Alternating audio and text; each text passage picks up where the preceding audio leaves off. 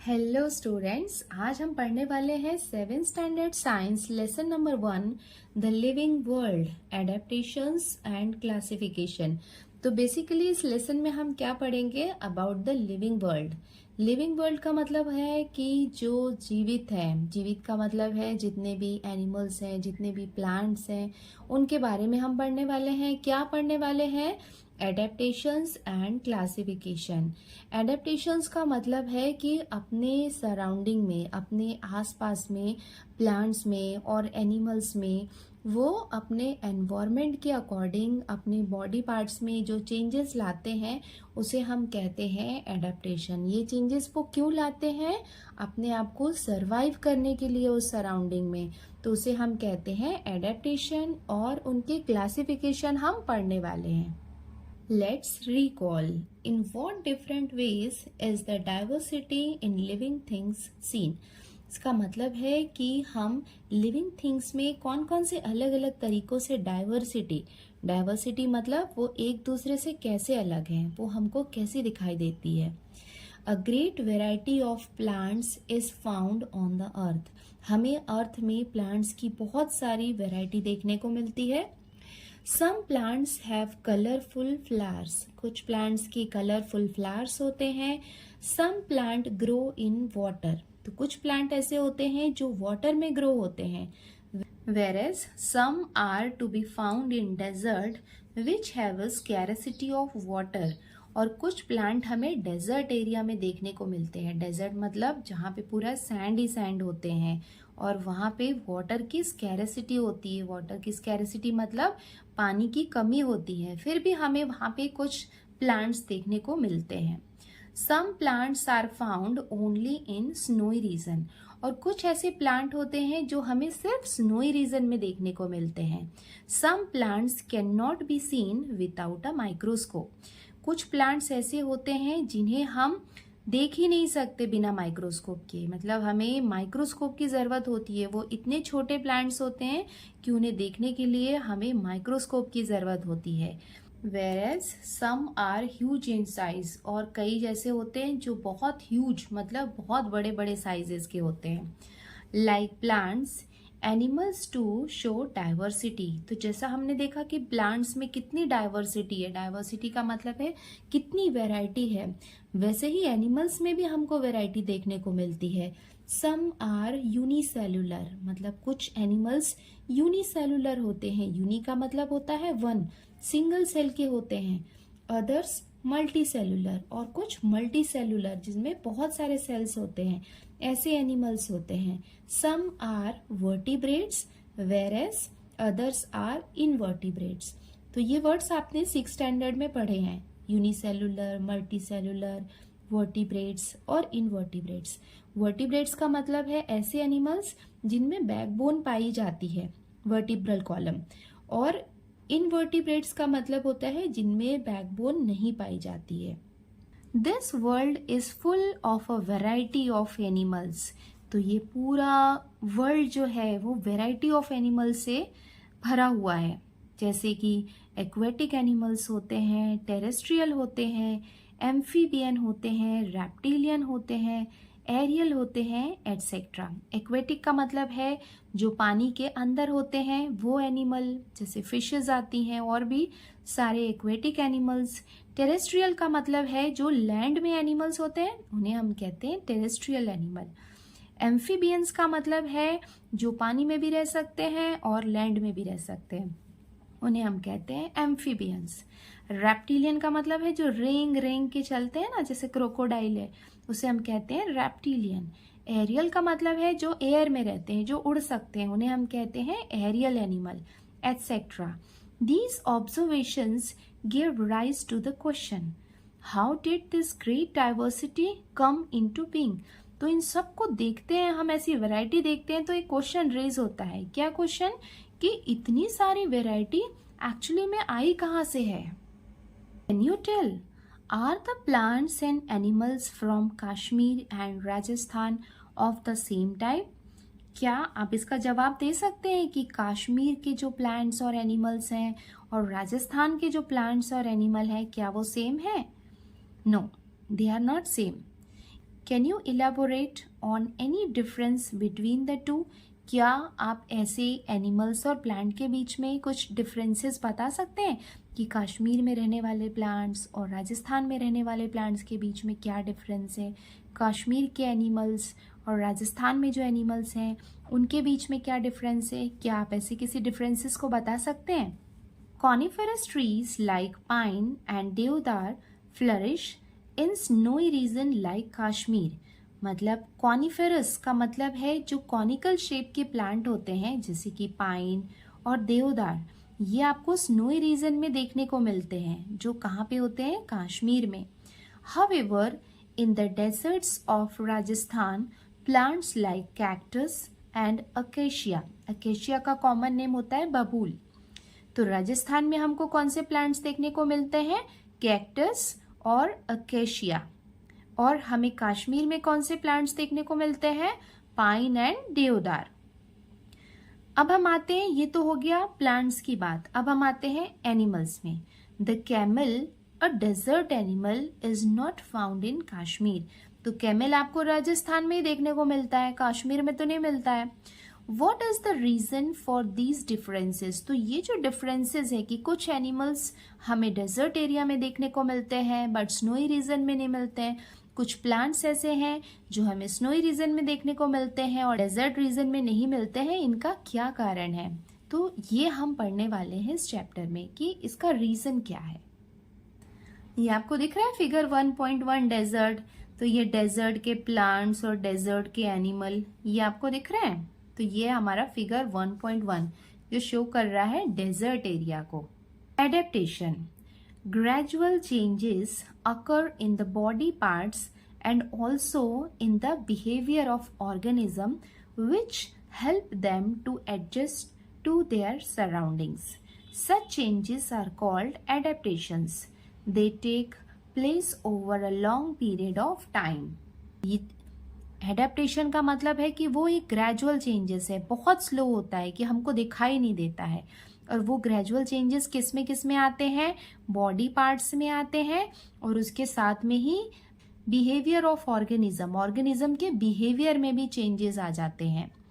और ये चेंजेस क्यों आते हैं? ये चेंजेस उन एनिमल्स को हेल्प करते हैं. किस में हेल्प करते हैं?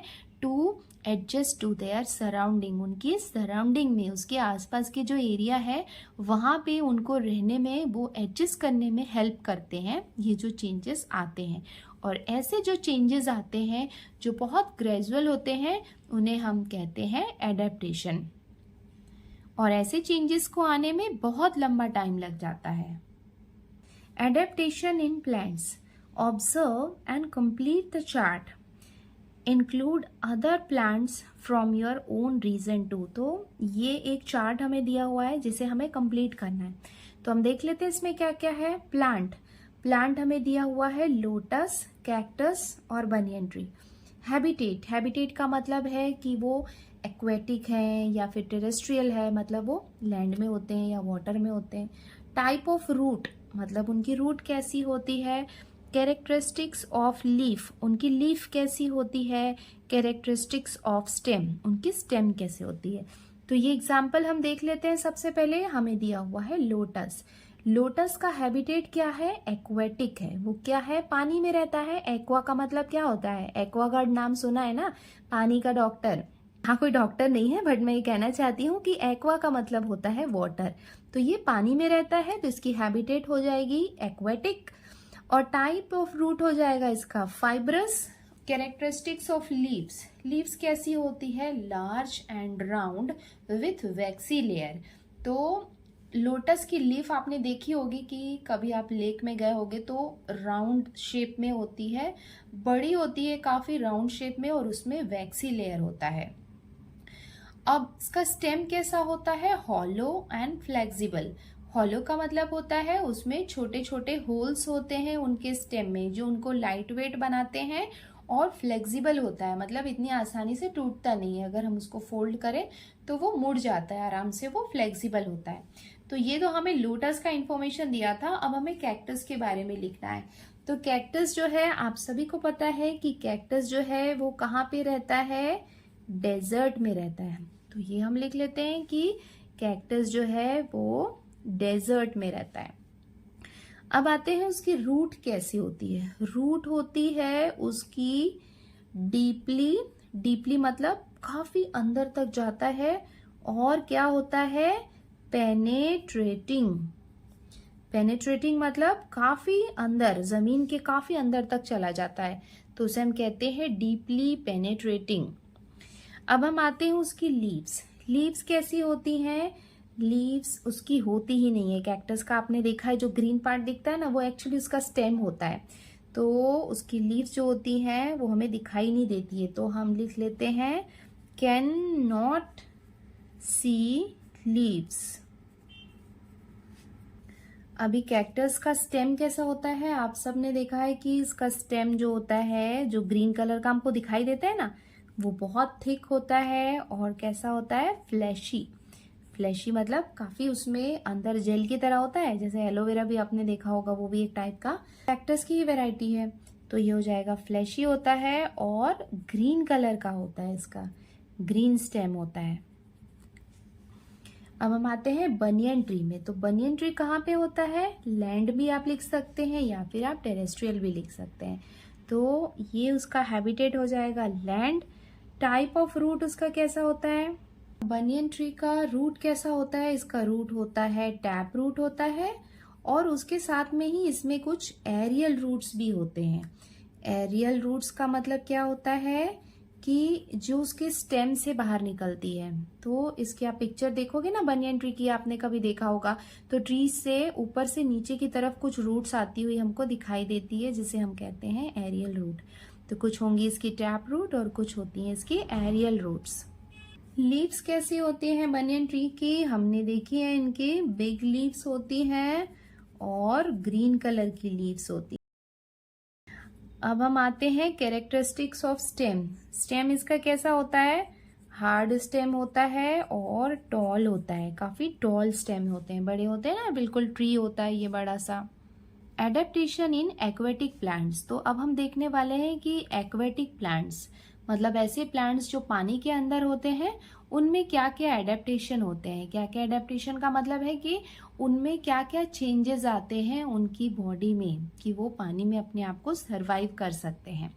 Try this, visit various water bodies such as a river, brook, pond, lake in your surroundings.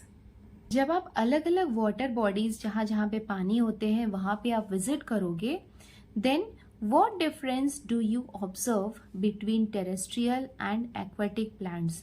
तो वहां पे आप देखोगे कि इन वाटर बॉडीज में जो रहने वाले प्लांट्स होते हैं, जिन्हें हम कहते हैं एक्वेटिक प्लांट्स, और टेरेस्ट्रियल का मतलब है जो लैंड में प्लांट्स होते हैं, उनके बीच में हमें काफी डिफरेंसेस देखने को मिलते हैं। तो आपको क्या डिफरेंस देखने को मिलते हैं।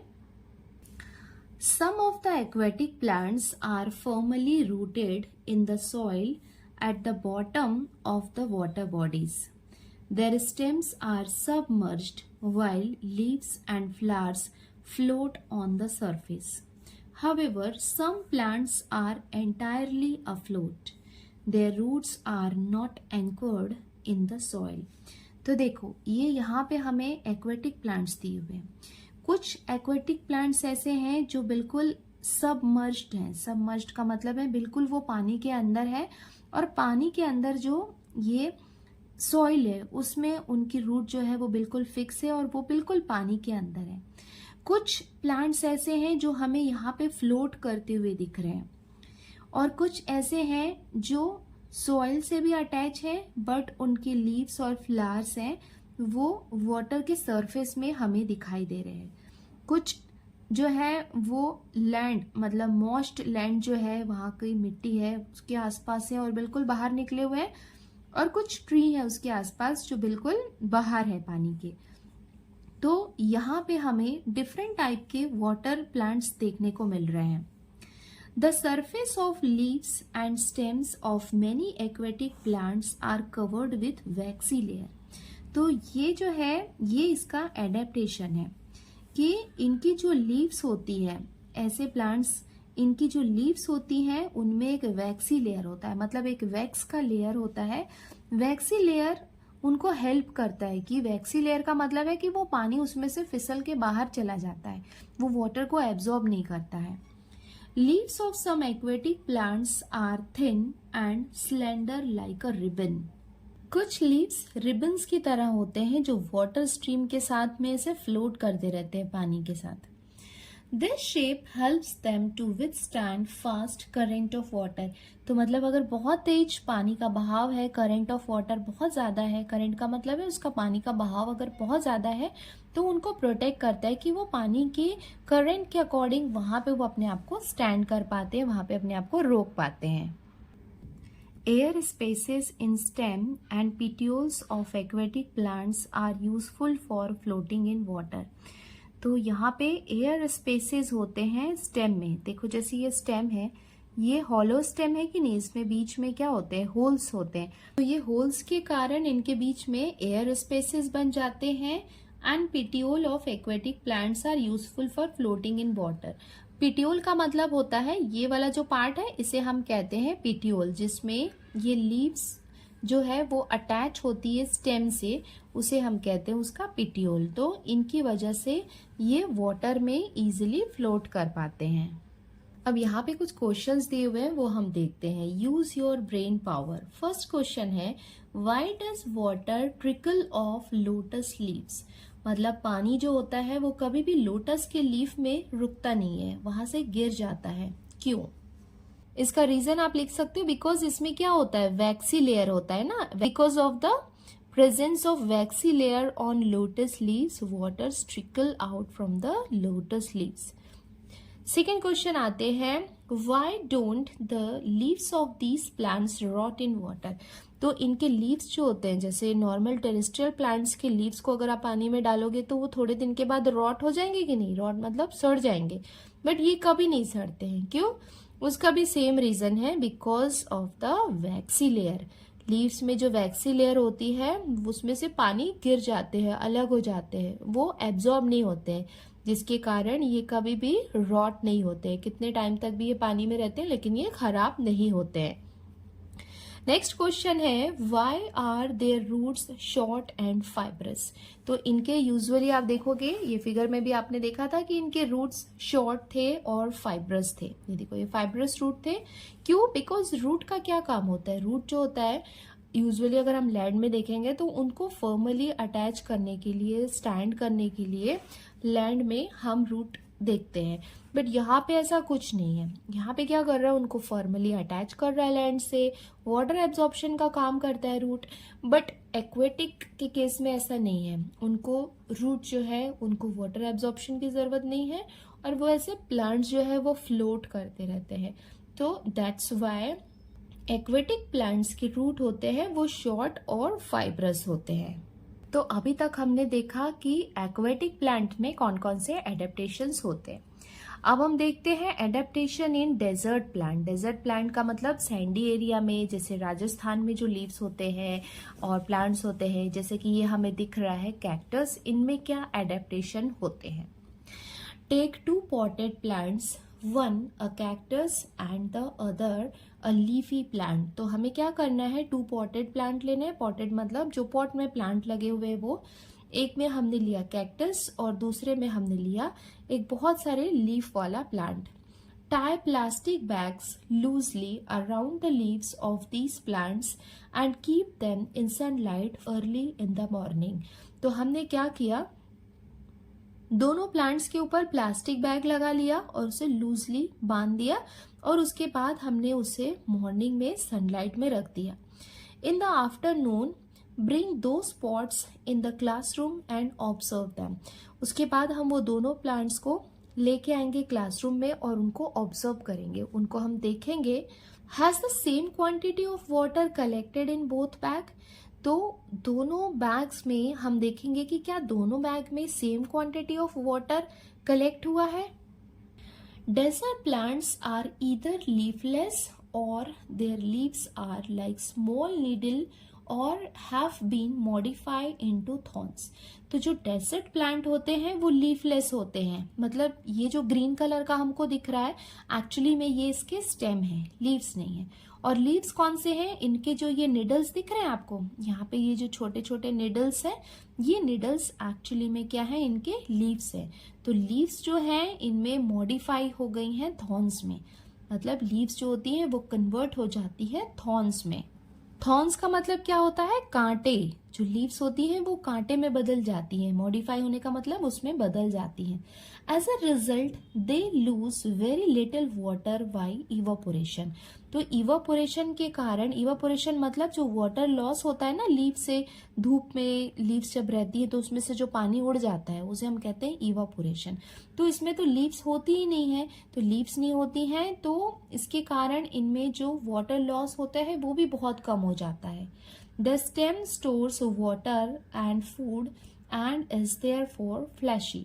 तो जो स्टेम्स होते हैं वो वाटर भी स्टोर करके रखते हैं और फूड भी स्टोर करके रखते हैं, जिसके कारण ये फ्लैशी हो जाता है। फ्लैशी का मतलब मोटे मोटे से हो जाते हैं, इनमें फ्लैश आ जाता है। The stem store water and food and is therefore fleshy. तो स्टेम्स जो होते हैं वो वाटर और फूड को स्टोर करते हैं, जिसके कारण ये फ्लैशी हो जाते हैं, मतलब मोटे मोटे हो जाते हैं।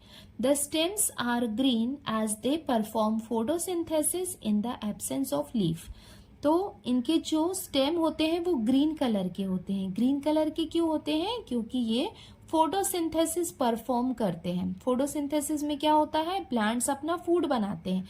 यूजुअली नॉर्मल प्लांट्स में लीव्स करती हैं क्योंकि लीव्स ग्रीन होती है, बट यहाँ पे लीव्स नहीं है, जिसके कारण यहाँ पे स्टेम ग्रीन है और ये फोटोसिंथेसिस परफॉर्म करके फूड फॉर्मेशन करते हैं। Their roots penetrate deep in the soil in search of water। तो ये यहाँ पे क्या है, सैंडी एरिया में रहते हैं, तो यहाँ पे इजीली पानी नहीं होता है, तो इनके रूट्स कैसे होते हैं, डीपली पेनिट्रेट, मतलब जमीन के बहुत अंदर तक जाते हैं। इन सर्च ऑफ वाटर, पानी की तलाश में वो बहुत अंदर तक जाते हैं। There is a thick layer of a waxy substance on the stems of these plants too. तो इनके जो स्टेम्स होते हैं यहाँ पे भी वैक्सी लेयर होता है। क्यों होता है, क्योंकि ये वाटर लॉस से प्रिवेंट करता है। तो ये हो गए adaptation in desert plant. Adaptation in plants of snowy region. Snowy region का मतलब है जहाँ पे स्नो होता है, वहाँ कैसे प्लांट्स होते हैं, हम उसके बारे में पढ़ते हैं। Can you tell in what way are sloping branches useful to plants in a snowy region. तो जो स्नोई रीजन की जो ब्रांचेस होती हैं प्लांट्स की, वो स्लोपिंग होती है। देखो ये दिख रहा है कि नहीं, स्लोप की तरह है। तो ये कैसे हेल्प करती हैं। Plants of snowy regions mainly include conifers like deodar and pine. तो आपको ये 2 एग्जाम्पल्स हमेशा याद रखने हैं कि कॉनिफेरस इन्हें क्यों कहते हैं, क्योंकि इनका शेप कॉनिकल शेप है। देखो ये कोन की तरह है ना। These trees are conical in shape due to their sloping branches। तो इनकी ब्रांचेस ऐसे स्लोप की तरह है, जिसके कारण इनका शेप कॉनिकल होता है।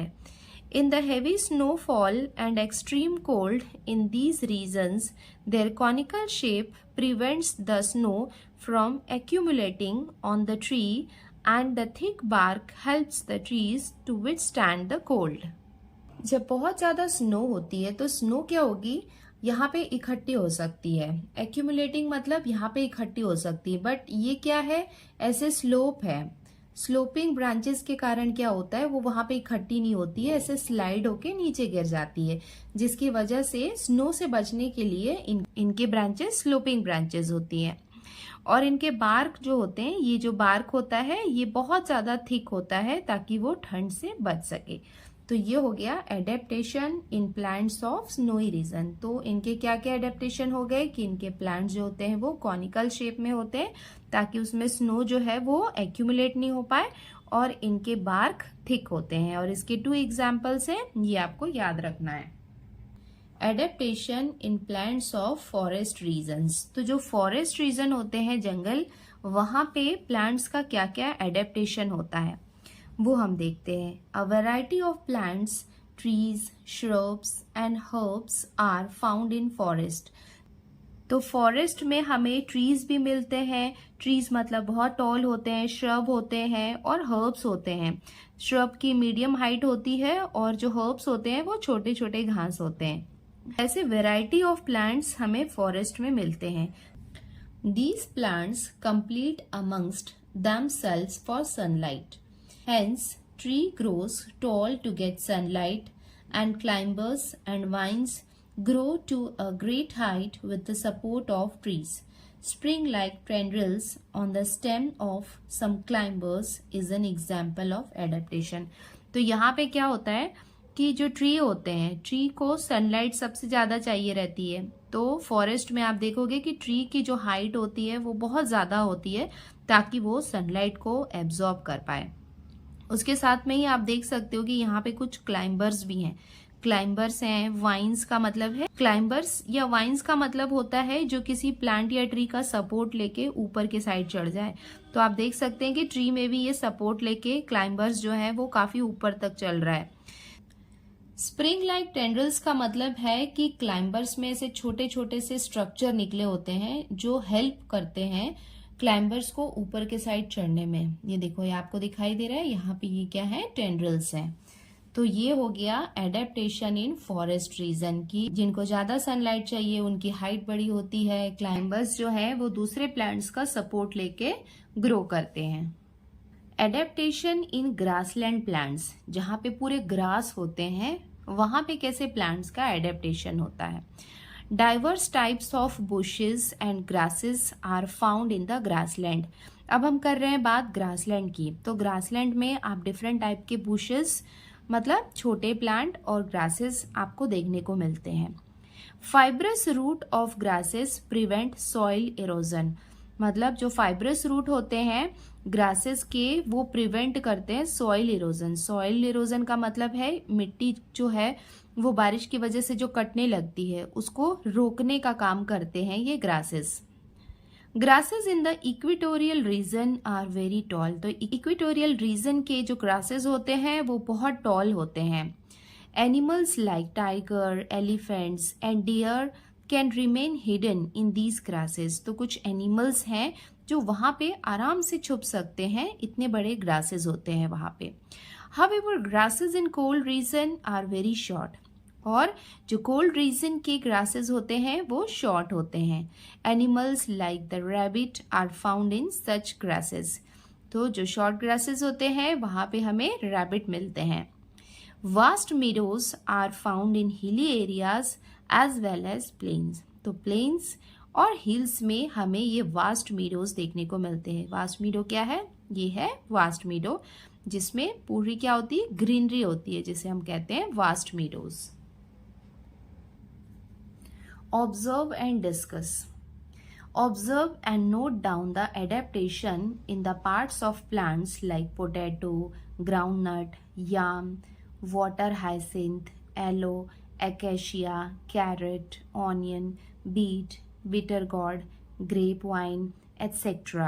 and other plants in your surrounding. तो यहाँ पे हमें कुछ प्लांट्स दिए हुए हैं जिन्हें हमें ऑब्जर्व करना है और उसमें क्या क्या एडेप्टेशन होते हैं वो हमें नोट डाउन करना है. तो यहाँ पे याम एंड पोटैटो, ये हमें देखो ये क्या होता है, सॉइल के अंदर होते हैं, इनमें क्या एडेप्टेशन होता है. तो ये सारे प्लांट्स को हमको देखना है और उनके एडेप्टेशन को नोट डाउन करना है. Adaptation for injection of food in plant. मतलब कुछ प्लांट्स ऐसे होते हैं जिनको फूड को एब्जॉर्ब करने के लिए कुछ स्पेशल टाइप के एडेप्टेशन होते हैं. तो देखते हैं यहाँ पे क्या क्या है. Most of the plants are anchored in the ground and are autotrophic. तो कुछ प्लांट्स क्या होते हैं, बिल्कुल स्ट्रेट होते हैं. यूजुअली जो हमें अपने सराउंडिंग में देखने को मिलते हैं वो सारे प्लांट्स क्या होते हैं, ऑटोट्रॉपिक होते हैं. इसका मतलब वो अपना फूड खुद प्रिपेयर करते हैं. However plants like डॉडर, कस्कूटा. देखो यहाँ पे ये जो ग्रीन कलर की जो हमें प्लांट दिख रहा है हम उसकी बात नहीं कर रहे हैं. यहाँ पे आपको ये येलो वायर जैसा एक दिख रहा है, ये भी एक प्लांट है. कौन सा प्लांट है? कस्कूटा, जिसे हम डॉडर भी कहते हैं. Are parasitic. तो ये जो येलो वायर है ये एक्चुअली में एक पैरासिटिक प्लांट है. पैरासिटिक का मतलब क्या हुआ कि ये अपना फूड खुद प्रिपेयर नहीं करते हैं, ये ऑटोट्रॉपिक नहीं है, ये फूड के लिए किसी और प्लांट पे डिपेंड करते हैं. The plant body of डॉडर consist of yellow wire like stem. तो डॉडर की जो स्टेम होती है वो येलो वायर की तरह होती है। It is leafless and can not perform photosynthesis.